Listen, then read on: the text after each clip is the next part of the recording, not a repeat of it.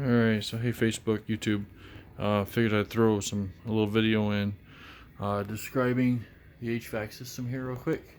It is still, as you can see, a complete mess. It still needs to be fiberglassed and sealed, and obviously put in the car. Heater core is going to go into here. That's the original blend box from the Legacy. Can't really see it, but up underneath here is actually the controls.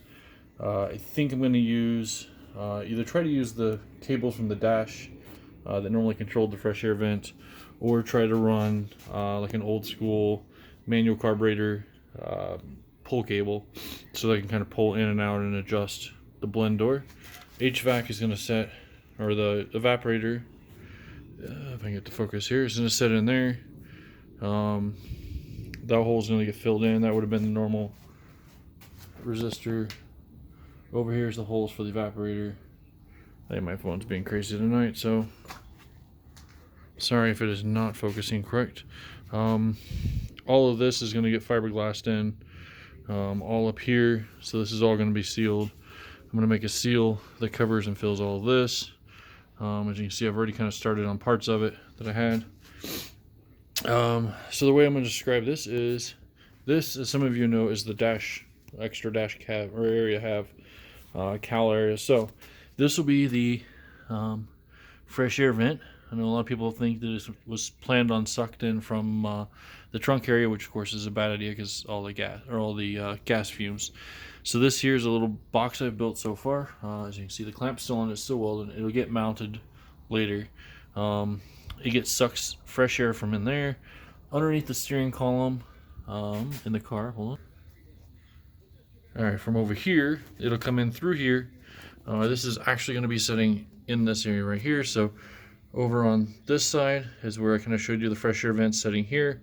Sucks into here. It goes into the blower motor, evaporator, heater core, the little end box, I don't know what you want to call that, and then back. This is 4-inch. This is 5-inch. Alright, so back over here. So as you can see, here's the 5-inch. It's what's actually going to connect to that from the dash. This will be sitting outside. So the firewall is actually set about right in here. So it sucks here, goes into this little box that I built for the blower motor. This is an original Legacy part. Then it goes into the evaporator box for the AC, which is an original Subaru part. Into the blend box, which once again is another Subaru part. None of this has been custom built except for these stuff out here. To the end is going to go to this. I'm just going to call it a collection box. I don't know what you want to call it. Into 4-inch, because I figured I'm going to lose a little bit of pressure going through here, and for room sakes, I wanted to drop down to 4-inch. Plus, it was cheaper. This is all dryer vent stuff. That is all HVAC stuff. So this is what 5-inch heating duct. That's a register duct. I think a 10x4 with a 5-inch on the end, and then this goes to aluminum instead of rigid steel or galvanized steel. This goes to aluminum at 4-inch. It is a lot lighter. It does bend and dent a lot easier, so just a heads up on that when you're doing this. This is going to go back under the dash, kind of in this area here, and then from here I'll be able to build some sort of box, hopefully, that will allow some air to go up to defrost when I want, and then it allows it to go to any vents I have under the dash. And then this is also going to go under the car to the back seats. But the big thing I wanted to show with this is because it is just hot wired up to a battery. This is going to be full speed, so hopefully you can hear once I turn it on. So it's got, oh wow, it's got darn good suction right there. And this out here, I don't know, sorry for the wherever. So I just got an old rag so you can kind of see. I need probably a string or something. There we go. And there's a lot.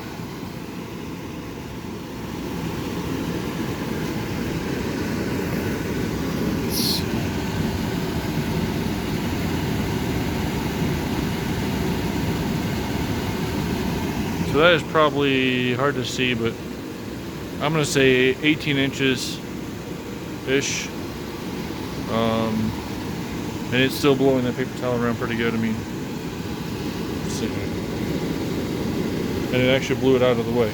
So,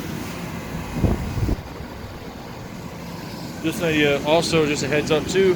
As you can see, like some of the stuff here, I am leaking air like crazy. Right here, there's a little bit coming in here. Obviously, I got this giant gaping hole here. All of this that's not fiberglass in yet. There's some more gaping holes over here. But the big reason for pointing out the gaping holes was that was still a lot of air pressure being moved right there. And I'm losing tons right here. So when I fiberglass all that in, seal it, caulk it, do everything that needs to be done to make it solid so there's no air leaks whatsoever, this tube is going to be blowing a ton of air. So then the big thing is figuring out how I'm going to get this to be able to switch and change and do all those different vents that I want. But the big thing probably for now I'm going to focus on is getting this done in the car, and then I can figure out after we have a Christmas cruise like we do every year for the Volkswagen Club here locally, that where we decorate lights and stuff on the car. So I want heat for that. And that's kind of what I'm trying to figure this out for first. And I may just temporarily put this, kind of like I did last year. I don't know how many people saw the other setup. I don't have it in here now, but I just set it back here in the back because I actually made an access panel. If you've been following the group, you know there's an access panel like right in here. And temporarily last year I have a piece of board in there now. I do have the metal for it, so it'll be all fitted and mounted nice. There's a cutout, and then the heater core actually is setting underneath there right now as an extra like little radiator. I'll bring it up above the floor again, stick it into that, run that to a wire, and then go through, and then I'll have heat just kind of blowing in the car.